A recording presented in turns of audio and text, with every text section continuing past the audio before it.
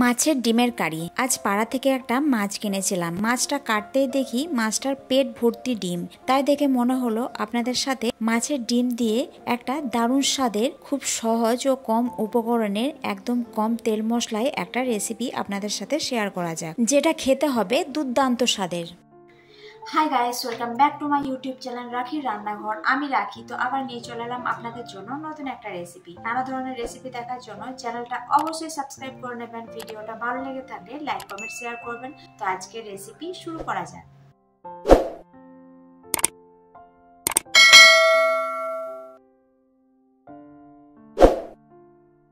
মাছের ডিমের কারি বানানোর জন্য এখানে রুই মাছের প্রায় 500 গ্রাম মতো হবে এই রুই মাছের ডিমটা। তো প্রথমে আমি রুই মাছের ডিমটা ভালো করে পরিষ্কার করে ধুয়ে নেব। তারপর একটা বাটির মধ্যে নিয়ে নিয়েছি। এবার এটাকে ভালো করে চটকে হাত দিয়ে ভালো করে মাখিয়ে নিচ্ছি।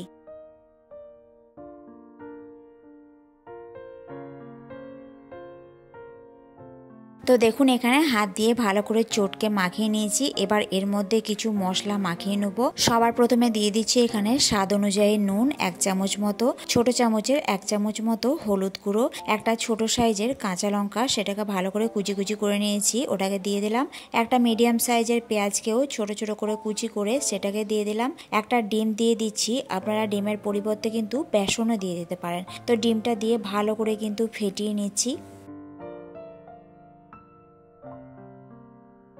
দেখুন, এখানে সমস্ত কিছু কিন্তু ভালো করে কিন্তু মিশিয়ে নিয়েছি। এবার এটাকে এক সাইডে রেখে দিচ্ছি। এদিকে একটা কড়াই বসিয়ে দিচ্ছি। কড়াইটা কিন্তু ভালোভাবে গরম করে নিয়েছি। এবার এর মধ্যে 1 চামচ মতো সর্ষের তেল দিয়ে দিলাম। এটা কিন্তু খুব কম তেলে ভাজছি। আপনারা চাইলে এটাকে বড়ার আকারেও ছোট ছোট করে ভেজে নিতে পারেন।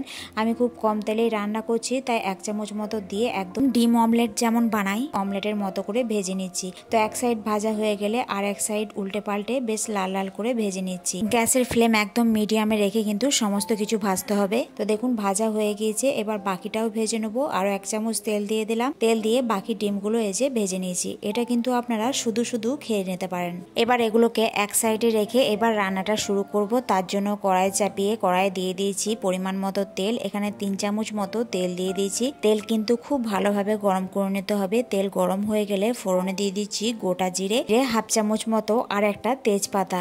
তো ভালো করে ফোড়ন ভেজে নিচ্ছি। ফোড়ন বেশ ভালো করে ভাজা হয়ে গেলে কুচিয়ে রাখা পেঁয়াজগুলো দিয়ে দিচ্ছি। এখানে দুটো মিডিয়াম সাইজের পেঁয়াজকে ছোট ছোট করে কুচিয়ে নিয়েছি, সেটাকে দিয়ে দিলাম। এবার পেঁয়াজটাকে দিয়ে হালকা করে ভেজে নিতে হবে।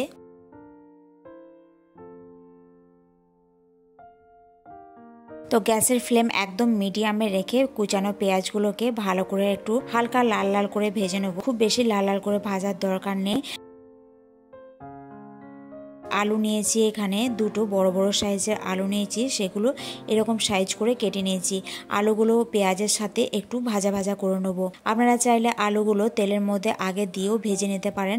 আমি এখানে খুব কম তেলের মধ্যেই রান্না করছি, তাই পেঁয়াজের সাথে আলুগুলোকে একটু হালকা করে ভেজে নিয়েছি। প্রায় 5 মিনিট মতো ভেজে নিলেই কিন্তু হবে। গ্যাসের ফ্লেম কিন্তু একদম মিডিয়ামে দিয়ে সমস্ত কিছু ভাজতে হবে। এখানে টমেটো দিয়ে দিচ্ছি, একটা বড় সাইজের একদম লাল লাল পাকা টমেটো।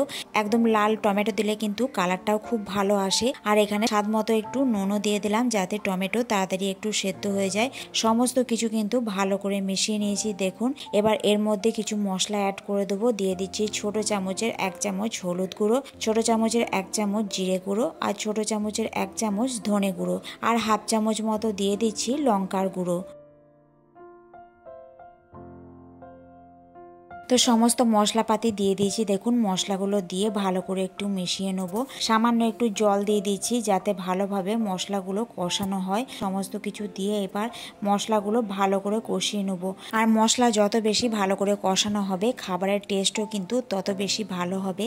তো সমস্ত মশলা আমার মেশানো হয়ে গিয়েছে। দেখুন, তো প্রায় সমস্ত কিছু 5 মিনিট ধরে ভালো করে কষিয়ে নিয়েছি। এবার আদা রসুন হামানদিস্তায় একটু ভালো করে থেতো করে নিয়েছিলাম, মানে হালকা একটু পেস্ট করে নিয়েছিলাম, সেটা দিয়ে দিলাম। ওই 1/2 চামচ মতো হবে। হামানদিস্তায় একটু জল দিয়ে ভালো করে ধুয়ে জলটা দিয়ে দিলাম। এবার সমস্ত কিছু ভালো করে কষিয়ে নিতে হবে, যাতে আদা রসুনের কাঁচা গন্ধ না থাকে।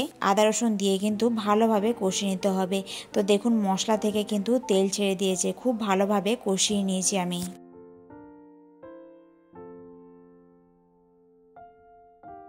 আবারও কিন্তু আমি ভালো করে একটু নাড়িয়ে নিচ্ছি। এবার এর মধ্যে দিয়ে দেবো পরিমাণ মতো জল, একদম নর্মাল জল, আপনারা গরম জলও ব্যবহার করতে পারেন। এখানে দিয়ে দিলাম প্রায় 2 কাপ মতো নর্মাল জল। এবার ভালো করে সমস্ত কিছু মিশিয়ে নেবো।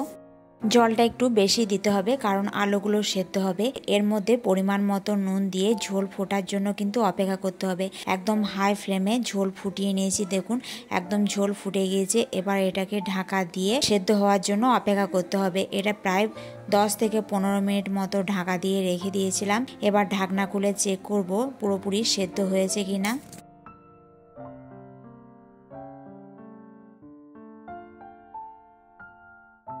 তো এখন আমি চেক করে নিচ্ছি আলুগুলো পুরোপুরিভাবে সেদ্ধ হয়েছে কিনা। পুরোপুরি কিন্তু আলুগুলো এখনো সেদ্ধ হয়নি, এখনো একটু রান্না করলে আলুগুলো পুরোপুরি সেদ্ধ হয়ে যাবে। মাছের ডিমগুলো দিয়ে দিলাম এর মধ্যে। এবার এটাকে দিয়ে ভালো করে মিশিয়ে নিচ্ছি। এটাকে দিয়ে আবার 5 থেকে 10 মিনিট মতো ভালো করে রান্না করে নেব, তাহলে কিন্তু আলুগুলো সেদ্ধ হয়ে যাবে আর রান্নাটাও কমপ্লিট হয়ে যাবে।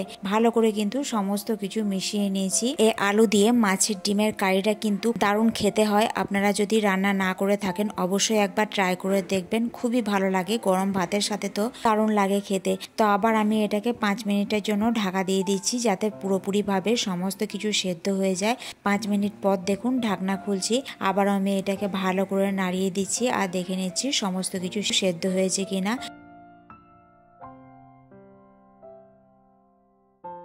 সমস্ত কিছু সেদ্ধ হয়ে যাওয়ার পর এর মধ্যে হাফ চামচ মতো দিয়ে দিলাম গরম মশলার গুঁড়ো। গরম মশলার গুঁড়োটাকে দিয়ে ভালো করে মিশিয়ে নিচ্ছি আর কিছুক্ষণ ধরে এটাকে ফুটিয়ে নিয়েছি। আর একটা দিয়ে দেবো কাঁচা লঙ্কা। কাঁচা লঙ্কাটা একদম চিড়ে দিয়েছি আর রান্নার শেষে দিচ্ছি। সমস্ত কিছু আরও 2 মিনিট আমি ফুটিয়ে নিলাম। এখন কিন্তু একদম রেডি হয়ে গিয়েছে মাছের ডিমের কারি। তো মাছের ডিমের কারি রেসিপিটা কেমন লাগলো অবশ্যই কমেন্ট করে জানাবেন। ভিডিওটা ভালো লাগলে লাইক শেয়ার করতে ভুলবেন না। চ্যানেলে নতুন হলে চ্যানেলটা অবশ্যই সাবস্ক্রাইব করে নেবেন। আবার আসছি নতুন কোনো এক রেসিপি নিয়ে। আজকের জন্য টাটা।